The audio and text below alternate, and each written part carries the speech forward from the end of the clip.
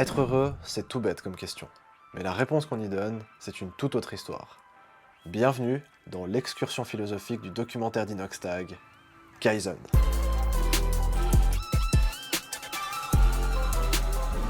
Le 14 septembre 2024, soit il y a un peu plus d'un an, Inoxtag publie sur sa chaîne YouTube un documentaire percutant, promis à traverser les générations. Un projet si mémorable que YouTube lui-même en soulignera l'impact. Sujet de ce documentaire, préparation et ascension du plus haut sommet du monde, l'Everest. Ni une ni deux, je le visionne, et une idée me vient.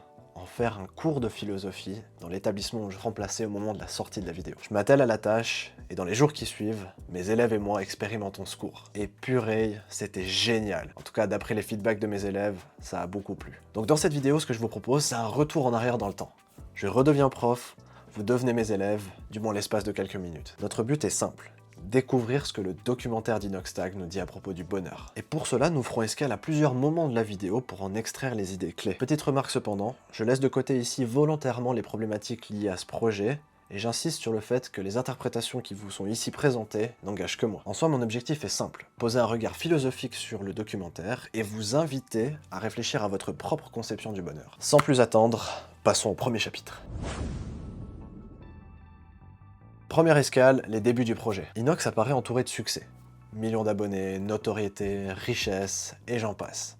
Mais une question s'impose. A-t-il l'air vraiment heureux? Mettons de côté la construction du documentaire, pensée comme une épopée où le héros part de zéro et revient transformé, et posons-nous la question suivante. Si vous deviez juger de son bonheur à l'écran, est-ce qu'il vous paraît authentique ou plutôt superficiel? Dans un monde où chacun et chacune peut fabriquer une version de soi idéale sur les réseaux, la frontière entre bonheur réel et bonheur simulé devient très floue. Et ce flou peut nous amener à comparer nos vies à des illusions et à nous dévaloriser sans raison. Gardons donc en tête ceci. Montrer un faux bonheur et dissimuler un vrai malheur sont deux composantes de notre réalité. Et les reconnaître, c'est sans doute déjà faire un pas de plus vers une réflexion plus juste à propos de notre propre bonheur.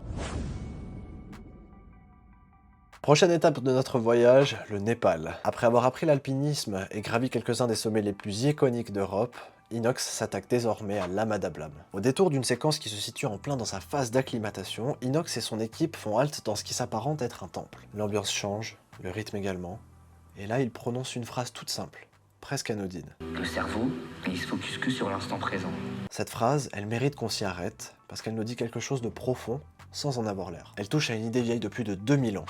Celle du bonheur chez les épicuriens. Pour eux, le bonheur ne se situe ni dans les souvenirs du passé, ni dans les projections du futur, mais dans notre capacité à vivre l'instant présent. Horace, poète romain du 1er siècle avant notre ère, a résumé cette idée en deux mots devenus très célèbres. Carpe diem, ou en français, cueille le jour. Et c'est d'ailleurs, il me semble, ce que Inox fait ici, dans ce temple. Il ne pense pas à l'ascension à venir ou au sommet déjà gravi, et encore moins à YouTube. Il est simplement là, il respire, il regarde, il ressent. Ce moment, c'est une leçon de présence. Mais c'est également une invitation à faire le vide, à se détacher du bruit, des attentes, des projections. Et ce qui émerge de cette séquence, c'est une forme de bonheur simple, accessible, naturel et pas artificiel. Un bonheur qui ne dépend pas de ce qu'on possède, mais de ce qu'on vit. Être à la montagne, marcher, respirer, se satisfaire de peu. Voilà une autre manière d'être heureux. C'est dans ce cadre qu'Inox nous invite, il me semble, d'une certaine manière, à saisir l'instant présent, à en apprécier sa valeur et sa simplicité, et à le rendre significatif, car trop fuir. Ici, le bonheur, c'est cette paix intérieure qui naît quand on accepte de se mettre en mouvement. Explorer le monde, c'est aussi apprendre à se découvrir soi-même. Une tranquillité profonde qui ne s'oppose pas à l'action, mais qui s'en nourrit. Pour poursuivre sur ces belles paroles, j'aurais pu vous offrir une transition élégante, pleine de sagesse. Mais à la place, je vous propose plutôt ça.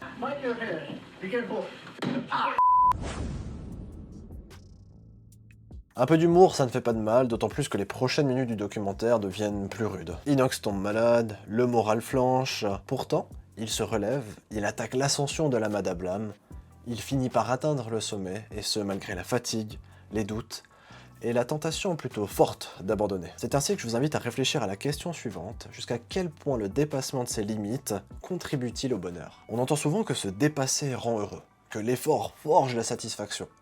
Mais laissons de côté ces discours tout faits, et posons-nous les questions qui suivent. Est-ce que sortir de sa zone de confort, confronter ses peurs, nous rend véritablement plus heureux? Si oui, jusqu'à quel point? Et dans une société qui valorise sans cesse le dépassement de soi, existe-t-il une limite à ne pas franchir? Et en parlant de limite à ne pas franchir, je pense que la transition est toute faite pour notre prochain chapitre.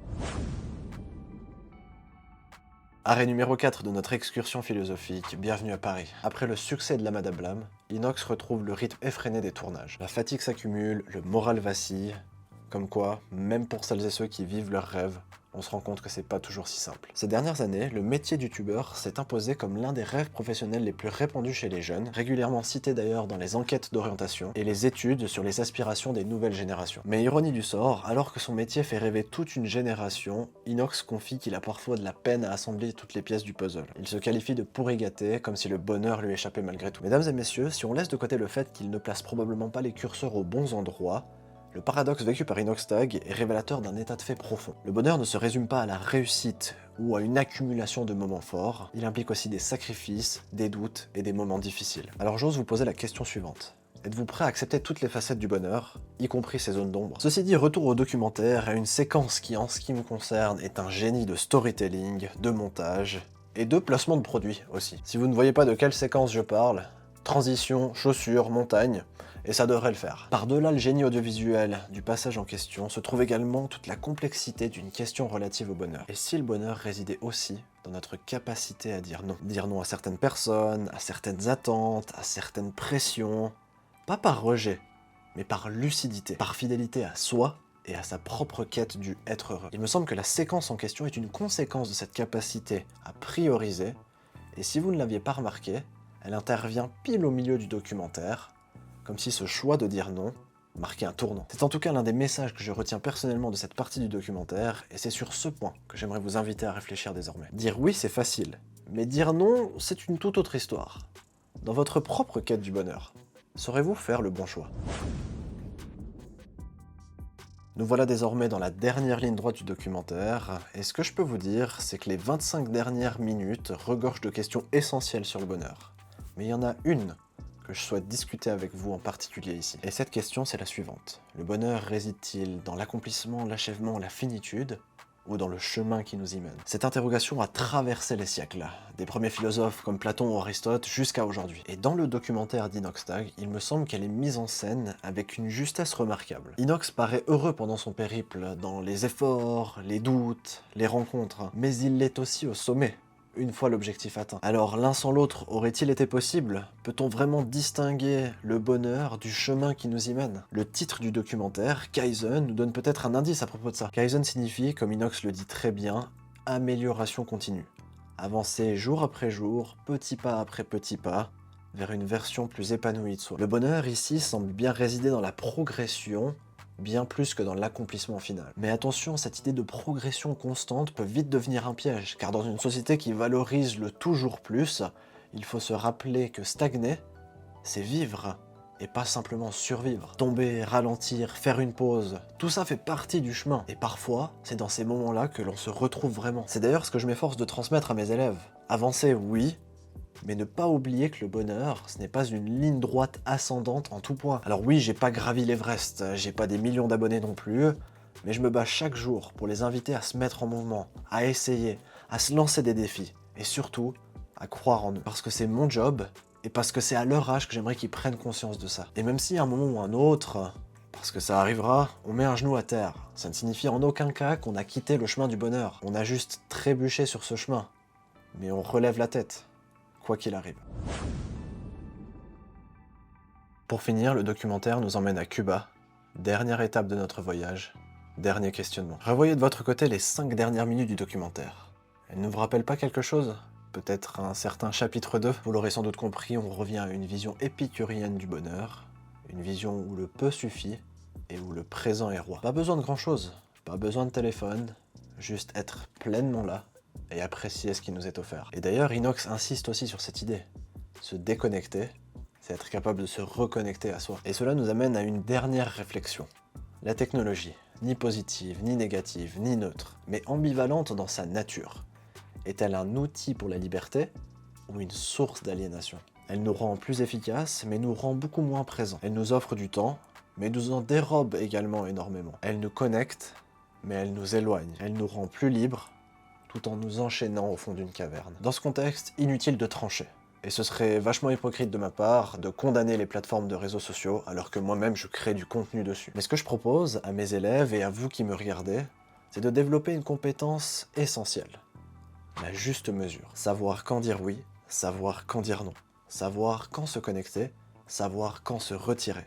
Mais surtout, savoir quand se retrouver.